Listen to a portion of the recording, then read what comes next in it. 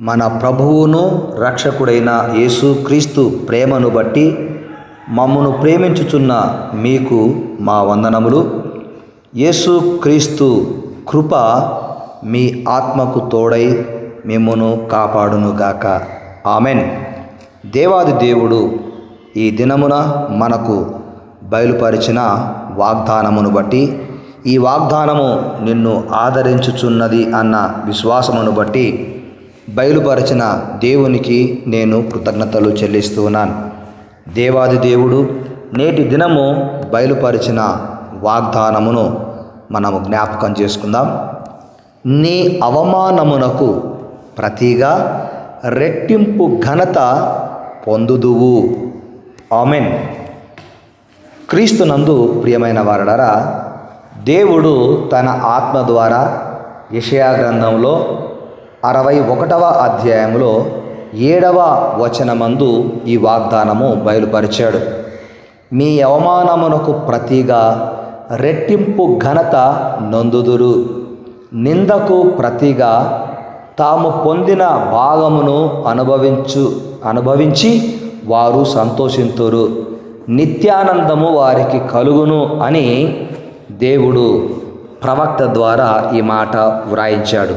క్రీస్తునందు ప్రియమైన వారలారా, ఈ మాట ఎవరిని బట్టి దేవుడు ఎవరి చేత వ్రాయించాడు అంటే, ఇశ్రాయేలీయులను బట్టి ప్రవక్త అయినటువంటి యెషయా ద్వారా ఈ మాట వ్రాయించాడు.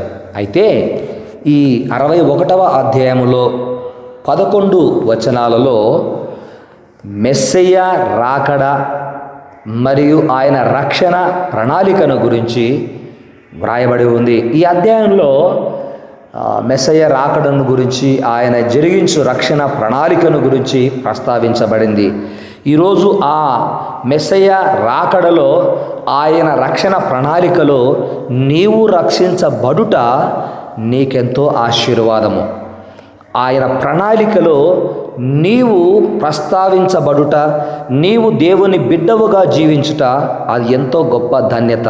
అయితే దేవుని బిడ్డలుగా ఈ లోకములో జీవిస్తూ ఉన్నప్పుడు కొన్ని అవమానాలు ఎదురవుతుంటాయి, కొన్ని నిందలు మనం భరించవలసి ఉంటుంది. కొందరు ఆడబిడ్డలైతే వారి అత్తమామల దగ్గర ఎన్నో అవమానాలు, బిడ్డలు పుట్టకపోతే నీవు గొడ్రాలువు అని అవమానపరచబడుతూ ఉంటారు. వారు నిందలు మోస్తూ ఉంటారు. అలాంటి వారిని దేవుడు ఈరోజు దర్శించి, నీ అవమానమునకు ప్రతిగా రెట్టింపు ఘనత నీవు పొందుతావని దేవుడు తన ఆత్మ ద్వారా నీకు ఈ వాగ్దానం బయలుపరిచాడు. మరికొంతమంది కుటుంబాలలోని తల్లిదండ్రులు నీవు చేతకాని వాడవని, నీవు దేనికి పనికిరాని వాడవని, నీవు దేనికి పనికిరాని దానవని చాలామంది తమ సొంత బిడ్డలనే అవమానపరుస్తుంటారు. నువ్వు ఏమి సంపాదించడం లేదు, పనికి రాకుండా తిరుగుతున్నావు, పనికి మాలిన వాడవు, పనికి మాలిన దానవని అవమానపరుస్తుంటే, పరమ తండ్రి అయిన దేవుడు ఈ దినము నీకు ఇచ్చిన వాగ్దానము, నీ అవమానమునకు ప్రతిగా, నీ నిందకు ప్రతిగా రెట్టింపు ఘనత పొందుదువు. Amen, amen. క్రీస్తునందు ప్రియమైన వారలారా, ఈ వాగ్దానమును దేవుడు తన ప్రజలకు నాడు ఆయన బయలుపరిచాడు. వారు పొందిన అవమానమునకు ప్రతిగా రెట్టింపు ఘనత పొందుతారు అని దేవుడు జ్ఞాపకం చేస్తూ ఉన్నాడు. ఆ వాగ్దానమును బట్టి, ఈ వాగ్దానమును బట్టి నాడు అనేక మంది వారి సంతానము యెహోవా ఆశీర్వదించిన సంతానముగా అది వర్ధిల్లినట్లుగా మనం చూస్తాం. యెషయా గ్రంథము 61వ అధ్యాయము 9వ వచనములో, జనములలో వారి సంతతి తెలియబడును, జనముల మధ్యను వారి సంతానము ప్రసిద్ధి నొందును, వారు యెహోవా ఆశీర్వదించిన జనమని వారిని చూచిన వారందరూ ఒప్పుకొందురు. ఆమెన్. ఈరోజు నాకు ఉద్యోగము రావడం లేదని, నాకు సంతానము కలగడం లేదని, నాకు సంతానము లేకపోవడం వలన నేను ఈ అవమానమును, ఈ నిందను భరించుచున్నానని నీవు బాధపడవలసిన అవసరము లేదు. దేవుడే వాగ్దానం చేస్తున్నాడు. జనములలో వారి సంతతి తెలియబడును, జనముల మధ్యను వారి సంతానము ప్రసిద్ధి నొందును. దేవుడు నీకు సంతానమునిచ్చి జనములలో నిన్ను ప్రసిద్ధి నొందేటటువంటి గొప్ప ఘనత నీకు దయచేస్తాడు.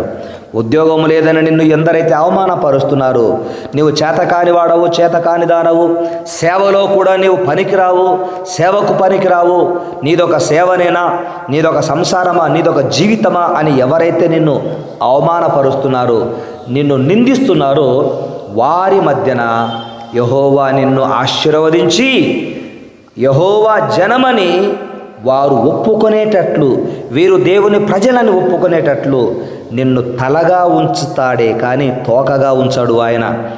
క్రీస్తునందు ప్రియమైనటువంటి వారలరా, ఈ లోకంలో నిందించేవారు, అవమానించేవారు, నిందలు మోపేవారు అనేక మంది ఉన్నారు. కానీ మనము ఆ అవమానములకు, నిందకు మనం భయపడకూడదు, బాధపడకూడదు. ఎందుకంటే మన ప్రభువు మనకంటే ఎక్కువగా నిందలు మోశాడు, మన ప్రభువు మనకంటే ఎక్కువగా అవమానం పొందాడు. యేసు ప్రభు ఈ లోకములో, ఈ భూమి మీద ఆయన పొందిన అవమానము, ఆయన పైన మోపిన నిందలతో మన నిందలు, మన అవమానములను మనం పోల్చుకుంటే చాలా తక్కువ. వాటిలో 1% కూడా మనవి అవమానాలు, నిందలు కావు. కానీ మనలను ఆదరించడానికి, మనలను బలపరచడానికి, నిన్ను బలపరచడానికి, నిన్ను ప్రోత్సహించడానికి ఆయన ఈ వాగ్దానం ఇచ్చాడు. నీ అవమానమునకు ప్రతిగా రెట్టింపు ఘనత పొందదవు అని ఆ ప్రభు జ్ఞాపకం చేస్తున్నాడు. కనుక నీవు ఈ వాగ్దానమును పొంది ఆదరించబడాలి అన్నది నా ప్రార్థన.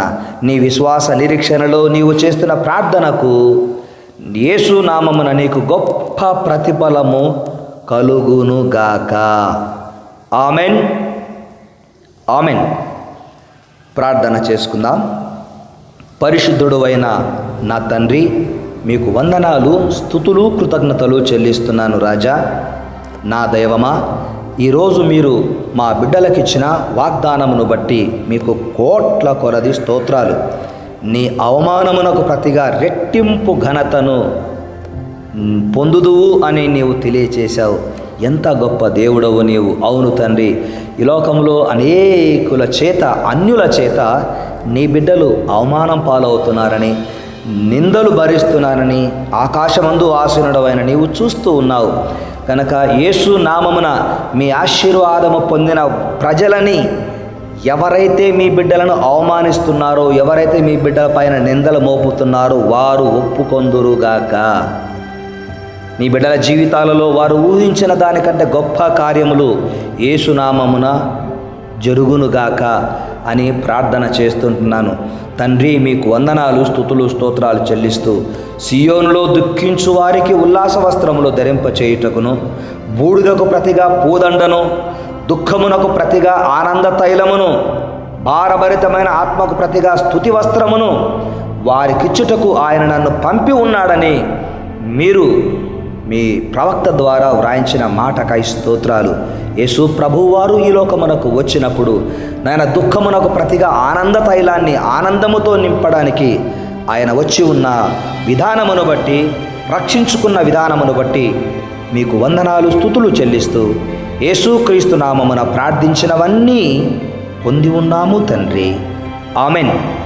తండ్రి యొక్కయు, కుమారుని యొక్కయు, పరిశుద్ధాత్మ యొక్క నామమున ఇప్పుడు ఎల్లప్పుడూ ప్రభు కృప, ప్రభు కార్యము సదా నీకు, నీ కుటుంబానికి ప్రభువు చేసిన వాగ్దానములకు తోడై ఉండి నిన్ను ఆదరించి కాపాడుతూ నిత్యము బలపరిచి తన రాకడ కొరకు సిద్ధపరచునుగాక.